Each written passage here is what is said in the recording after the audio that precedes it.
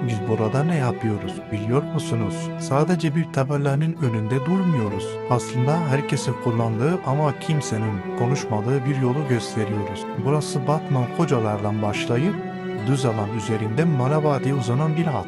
Bu yol sadece iki köyü bağlamıyor. Bu güzergah üzerinde birden fazla köy ve binlerce insan her gün bu yolu kullanıyor. Bu yol öğrencilerin okula gittiği yol, hastanın hastaneye ulaştığı yol, çiftçinin emeğini taşıdığı yol. Yani burası basit bir yol değil, doğrudan hayatın kendisi.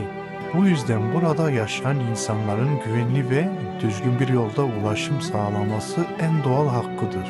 Peki sizce bir yol sadece ulaşım mıdır? Yoksa bir bölgenin kaderini gerçekten değiştirir mi? Bu tarz konuların duyulmasını istiyorsanız burada kalın, birlikte gösterelim. Ben paylaştım bir, siz paylaşın bin olsun.